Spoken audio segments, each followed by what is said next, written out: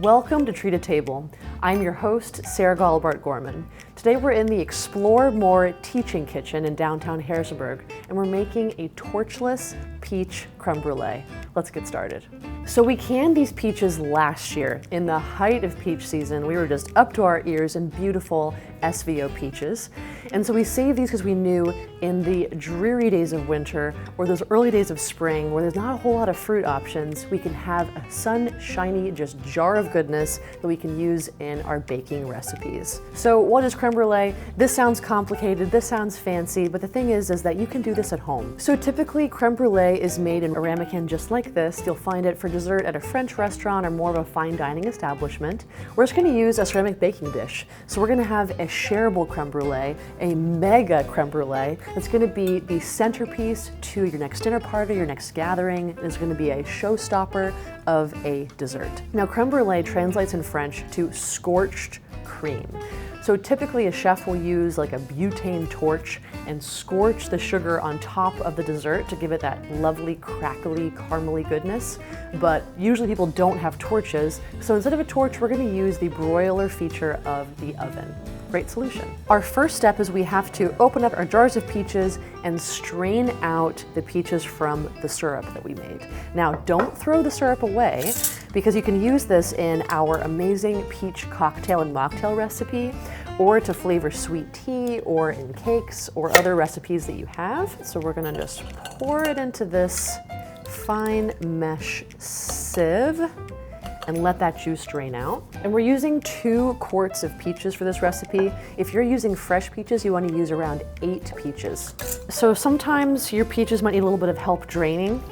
And so just take a spatula or a spoon, just kind of move them around the sieve until they're mostly drained.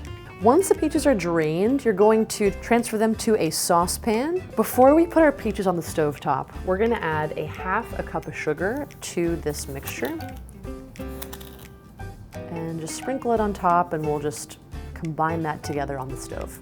We're gonna transfer this to the stovetop and reduce it for about a half an hour, 35 minutes maybe, until you have like a texture that's similar to peach jam. We wanna get some of those caramelizing flavors, but we'd want to have a little bit of juiciness for that bite in the bottom of our creme brulee. Now that our peaches are nice and reduced, we have that jammy texture we were looking for. We're gonna transfer those peaches into our smaller ceramic baking dish. And if you have, a round baking dish, if you have a metal baking dish, it truly does not matter as long as it holds about 2 quarts and this little guy can nest inside a bigger baking dish. So once you have the peaches in here, you're just gonna spread them out on the bottom of this dish so it's nice and even, because the custard is going to go on top of this. It's going to be so good. Once it's all spread out, you're going to set this aside to cool. We'll move on to our next step. Our next step is to make the custard. We need to heat the cream first. So I have 4 cups of heavy cream here. It's going to go into the saucepan, and we're going to add a 1/2 teaspoon of salt, and then we're going to add 2 tablespoons of vanilla extract. So this is going to go on the stovetop on medium heat. You do not want to bring this to a boil. You want to bring it like right before a simmer begins. And you want to be stirring occasionally to prevent the cream from burning on the bottom and to prevent a skin from forming on the top of the cream mixture. This process takes anywhere from 5 to 10 minutes. While our cream is heating, we're going to separate our egg whites from our egg yolks. We're only going to be using egg yolks in this recipe for our creme brulee custard. So you'll need a few different bowls here. A bowl for your yolks, a bowl for your whites, and then a bowl for your eggshells. I like to crack my egg yolks on the countertop, just a crack, and then separate your eggshell into kind of 2 semi-equal little cups. And you're gonna transfer the yolk from shell cup to shell cup, gradually letting the white fall and isolating the egg yolk. Be careful because the eggshell is sharp. I have punctured far too many yolks on a pointy shell. Just be mindful of that as you're doing this process. And also, don't get rid of your egg whites. You can use these to make omelets, meringues, any other delicious recipe. So save those, don't get rid of them. For this next step, we're gonna be whisking the egg yolks and sugar in a stand mixer. You can also use a handheld mixer if you have one in a bowl, or you could just whisk by hand with a metal whisk. Totally up to you. We're gonna put our dozen egg yolks into the stand mixer. And now we're gonna add a half a cup of sugar to the stand mixer. We're gonna whisk these until we have a lemony yellow color. The sugar is fully integrated, and when you lift the whisk, the mixture's gonna fall in a nice thick ribbon. We don't want to over mix this. You don't wanna be seeing peaks in the egg yolks. If you over mix it, you're gonna end up with a very foamy custard, and then that can lead to an unattractive bake. So let's just mix these up just right without over mixing. All right, let's check our texture and make sure we've got that nice thick ribbon streaming off the whisk here. Yeah, that's just right. Our lemony yellow color, a little bit of fluff, not too much fluff, and our nice ribbony texture. All right, let's put this whisk and bowl back on the mixer for our next step where we're gonna add in the warm cream.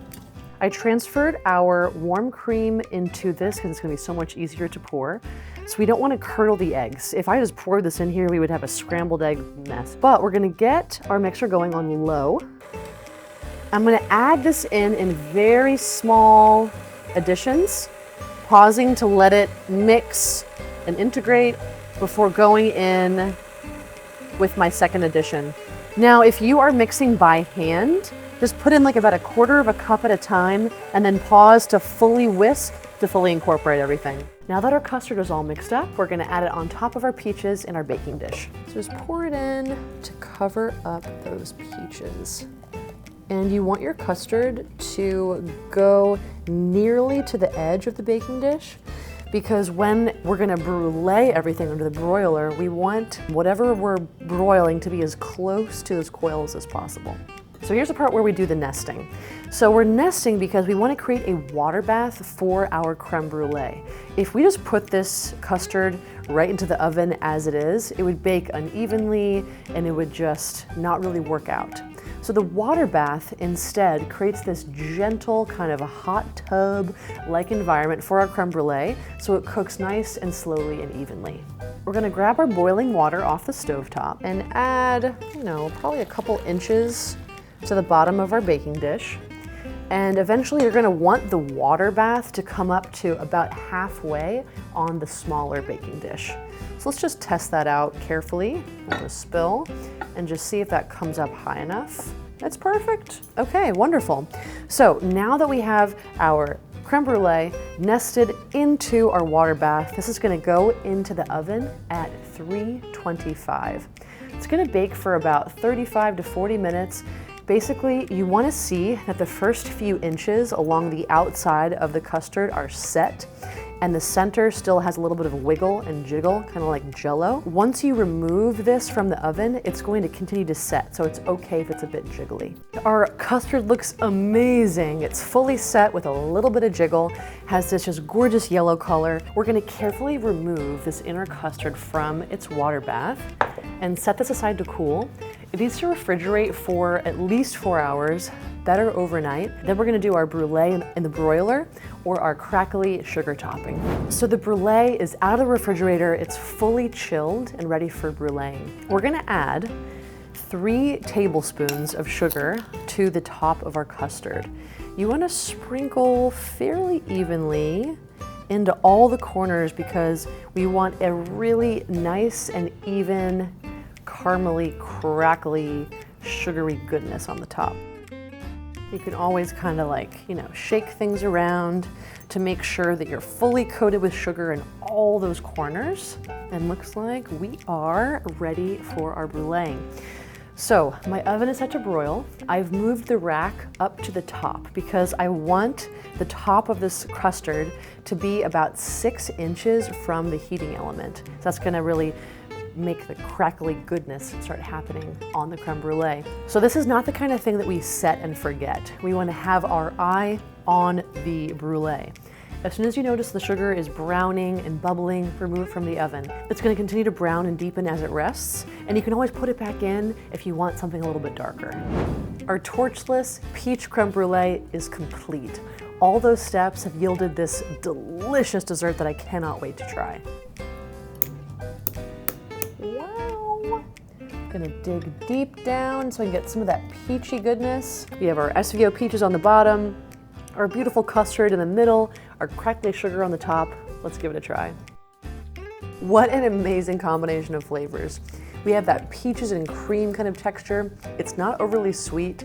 The mixture of the cool peaches and the cool custard with that crackly sugar coating is just chef's kiss delicious. Now, we use peaches for this recipe, but you could also use nectarines, cherries, any other fruit to create that lovely fruit layer on the bottom. Stay tuned for what we're cooking up next with Shenandoah Valley Orchards.